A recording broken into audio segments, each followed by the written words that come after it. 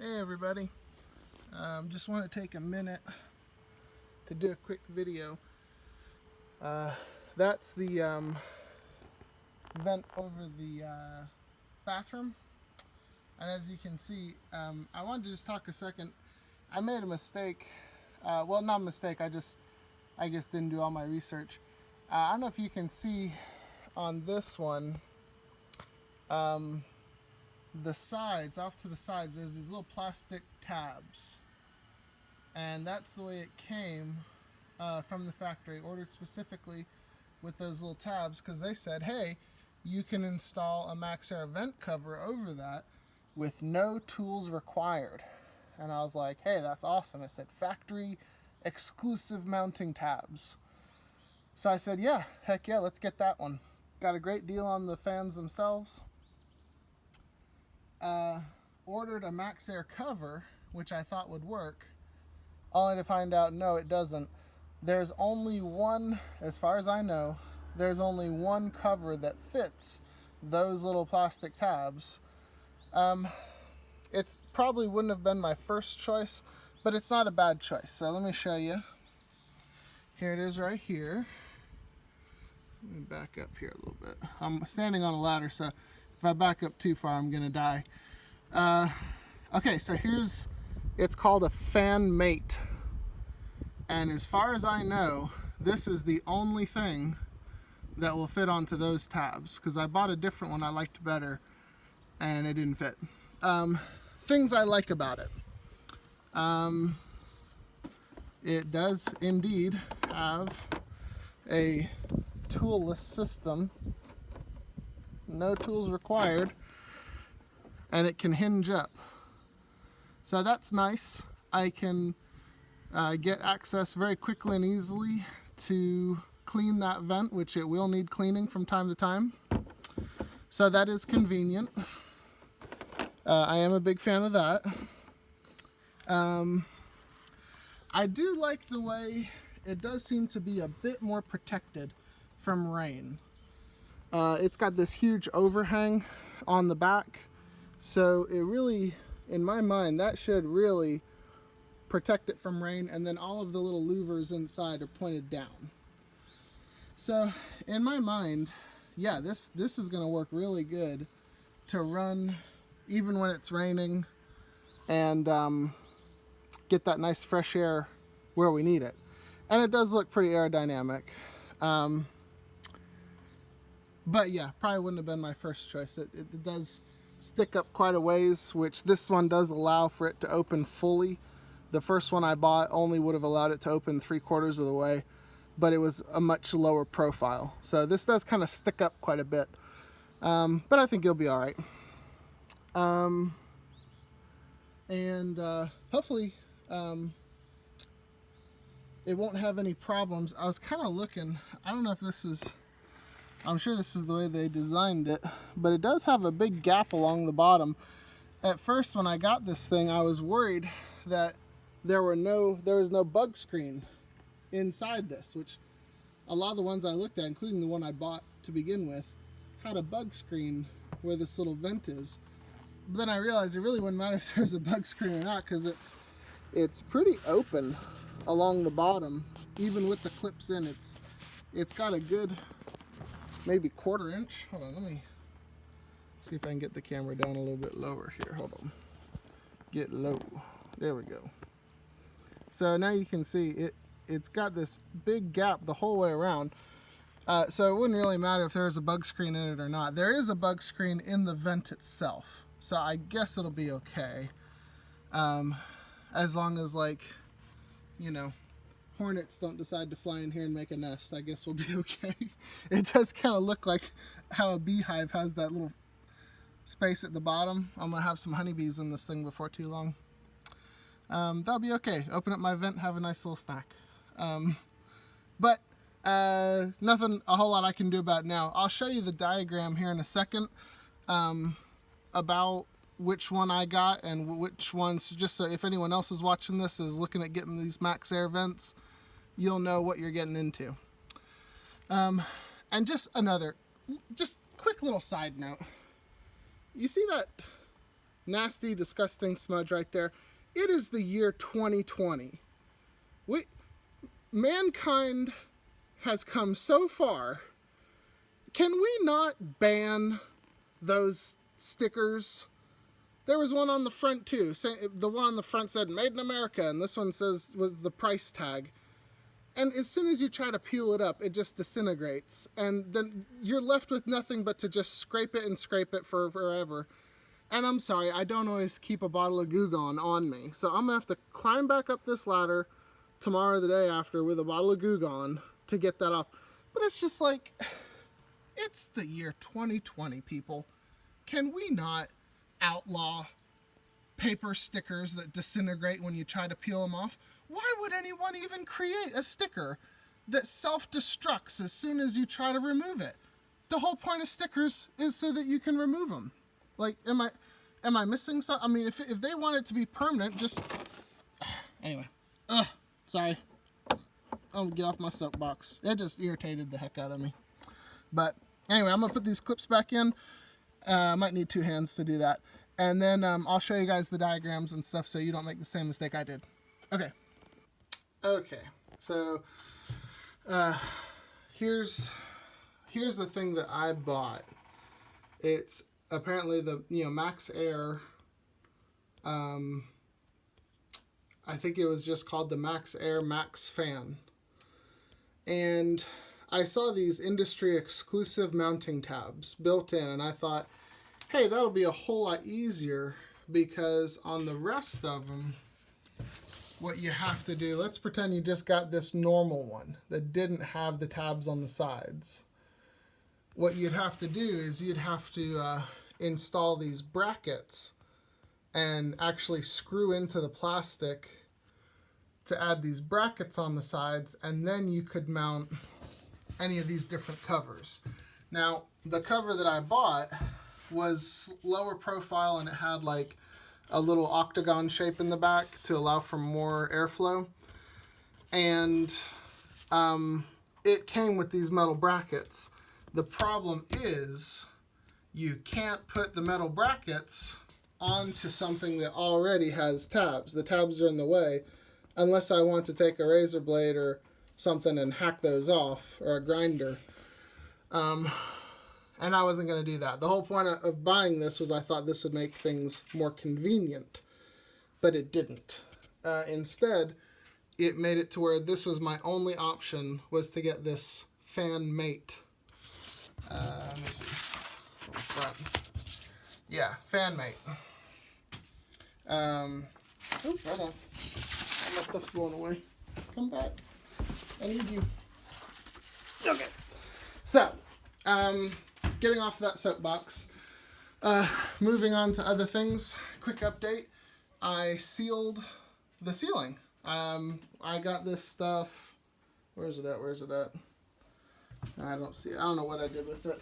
But I got this can of Thompson penetrating oil and went ahead and sealed up the ceiling.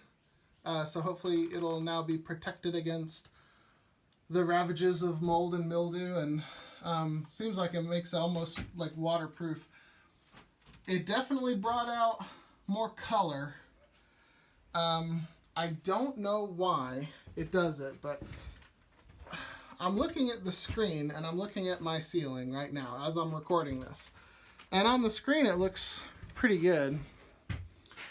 In real life, it looks very orange. I don't know how that happened, but it did make the wood very beautiful. Like it did, you can really see all the wood grain and the knots and everything. Everything's popping out now. So, I guess I'm gonna have to live with having an orange ceiling. Maybe down the road we'll just use regular oil, and over time it'll fade. Who knows? But either way, I can definitely live with it. At least it's protected, so I don't have to worry about this raw wood ceiling having, like, high humidity and things like that, warping it. Hopefully this will help protect it a little bit.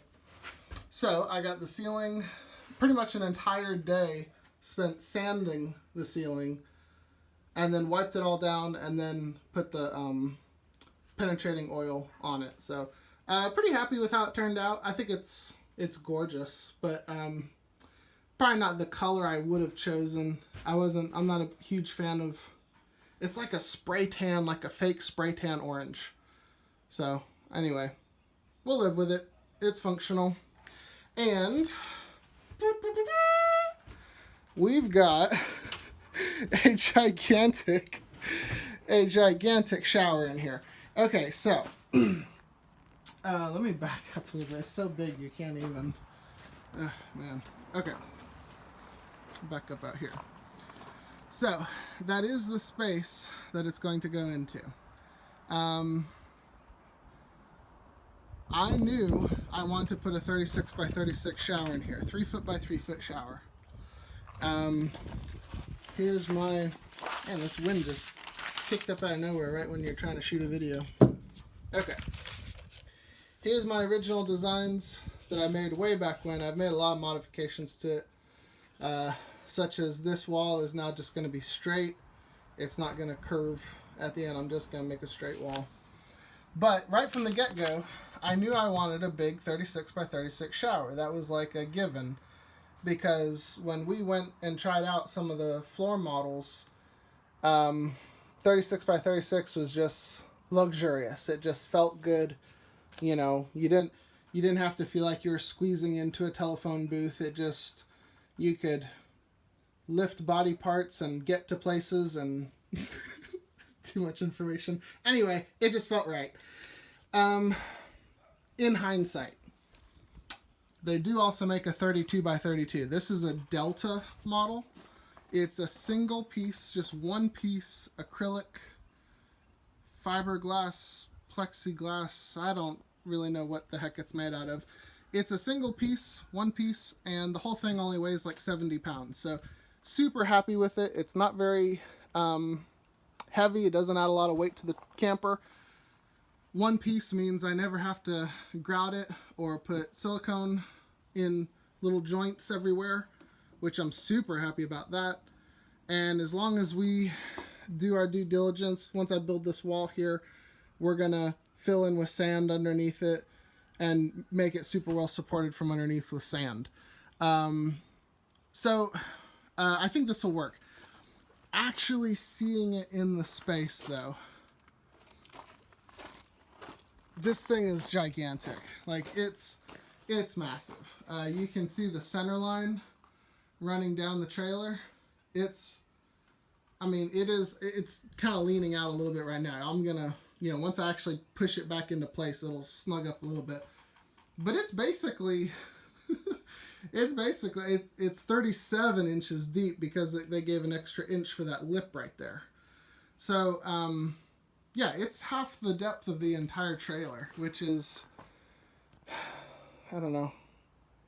It kind of hit me. I'm starting to have little doubts here and there. And this thing's huge. This thing's humongous. I feel like people are going to like walk into our trailer and be like, first thing they see, boom, step in. That is a gigantic shower. These people must really love showers. They just must live to shower.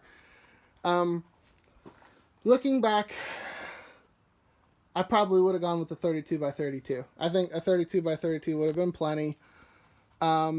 Here's the problem though. I kind of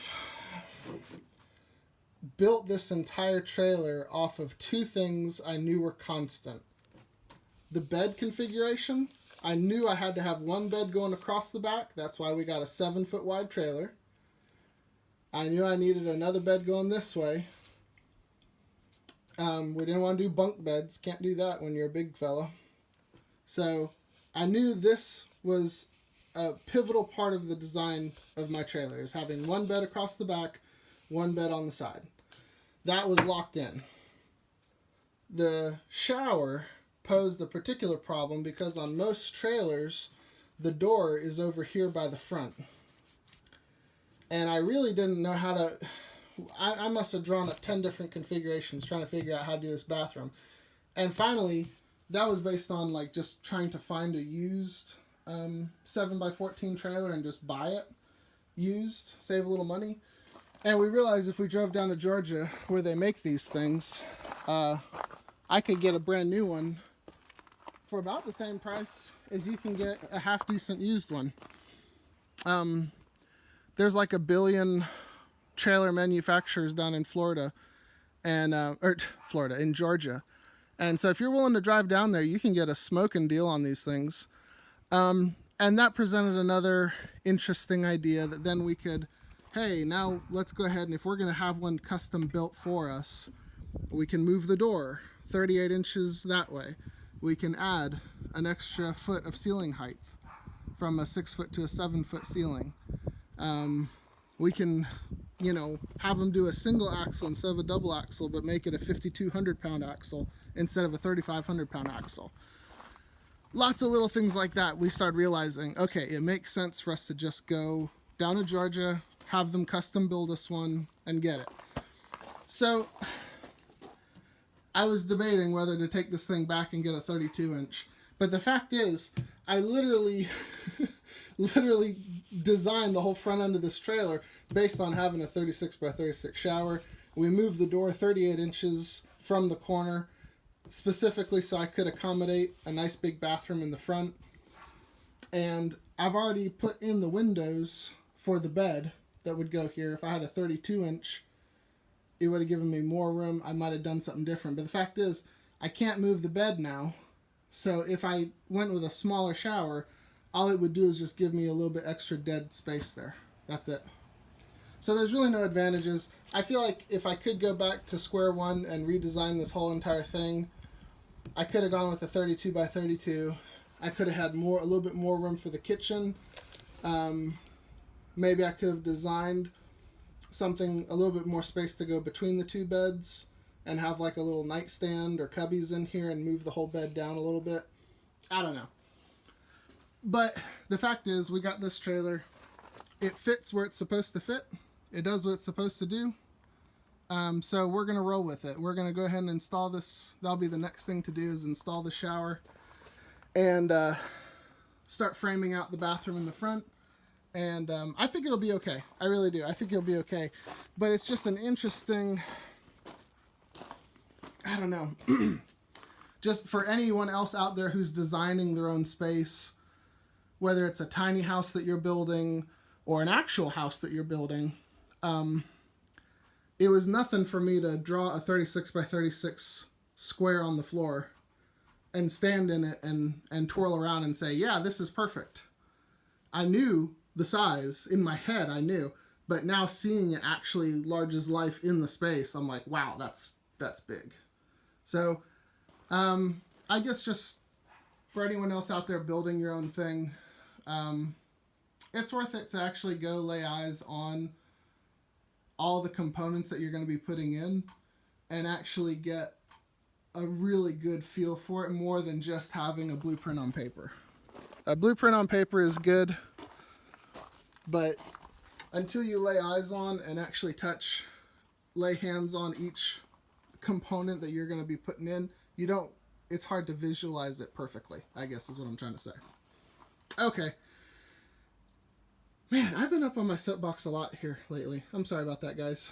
But onward and upward, we're still making progress. So the ceiling's all done. Now that it's dry, I'm going to go ahead and put all the lights back in and put the rings around the fans again and get that all sealed back up. We've got that cover up on the roof now, which makes me happy. And next step is going to be putting the shower in. And then once the shower's in, before we install it, I'm going to coat all 3 walls with this Aqua Defense. It's basically like a liquid rubber paint.